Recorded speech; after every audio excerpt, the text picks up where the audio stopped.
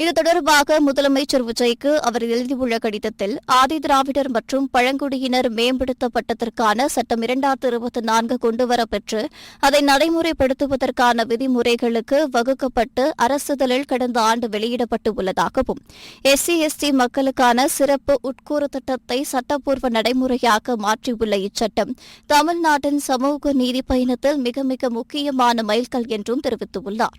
இச்சட்டத்தின்படி தமிழக அரசு நிதிநிலை அறிக்கையை சட்டப்பேரவையில் தாக்கல் செய்வதற்கு முன் இச்சட்டத்தால் நிறுவப்பட்டுள்ள மாநில மன்றத்தின் ஒப்புதலை பெற வேண்டும் என்றும் இந்த கவுன்சில் முதலமைச்சரின் தலைமையில் கூட்டப்பெற வேண்டும் என்றும் அதில் அரசின் பல்வேறு செயலாக்கத் துறைகள் செயல்படுத்தும் நலத்திட்டங்களுக்காக ஒதுக்கப்படும் நிதி ஒதுக்கங்களில் பட்டியல் வகுப்பார் மற்றும் பழங்குடி மக்களின் மக்கள் தொகைக்கு ஏற்ப உரிய விகிதாச்சாரப்படி மக்களின் மேம்பாட்டிற்கென நிதி ஒதுக்கும் செய்யப்பட்டு உள்ளதை உறுதி செய்திட வேண்டும் என்றும் தெரிவித்துள்ளார். ஒவ்வொரு துறையும் தமது துறையில் SC/ST மக்களுக்கான சிறப்பு திட்டங்களை உருவாக்குதல், நடைமுறைப்படுத்துதல் மற்றும் கண்காணித்தல் உள்ளிட்ட பணிகளை செய்வதற்காக இன்ஸ்டிடியூஷனல் அரேஞ்ச்மெண்ட்ஸ் நிர்வாக கட்டமைப்புகளை உருவாக்கி உள்ளனவா என்பதை உறுதிப்படுத்திட வேண்டும் என்றும் அவ்வாறு உருவாக்கப்பட்ட செயற்திட்டங்களில் இவ்வாண்டு நடைமுறைப்படுத்துவதற்கான டெவலப்மெண்ட் ஆக்ஷன் பிளான் திட்டங்களை ப்ரீ பட்ஜெட் ப்ரப்போசலாக முகமை துறைக்கு, அதாவது ஆதி திராவிடர் மற்றும் பழங்குடியின நலத்துறைக்கு சமர்ப்பிக்க வேண்டும் என்றும்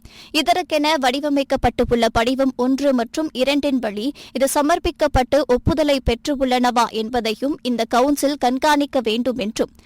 அதாவது சட்டப்பேரவையின் நடப்பாண்டு கூட்டத்தொடரில் தமிழக அரசின் நிதிநிலை அறிக்கை தாக்கல் செய்யப்படுவதற்கு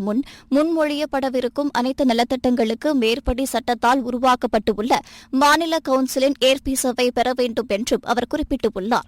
இவை அனைத்தும் இச்சட்டத்தில் உள்ள அம்சங்களே என்று, ஆகவே அவற்றை இம்மியளவும் பிசகாமல் கனிவுடன் நடைமுறைப்படுத்திட வேண்டும். மாநில கவுன்சிலை முதலமைச்சர் கூட்ட வேண்டும். இது தொடர்பாக சமூக நீதித்துறை அமைச்சரும் தாமும் ஜூன் முதல் வாரத்தில் அரசு தலைமை செயலாளரை நேரில் சந்தித்து வேண்டுகோள் விடுத்ததாகவும் விடுதலை சிறுத்தைகள் கட்சியின் பொதுச் செயலாளரும் முன்னாள் சட்டமன்ற உறுப்பினருமான சிந்தனை செல்வன் தெரிவித்துள்ளார்.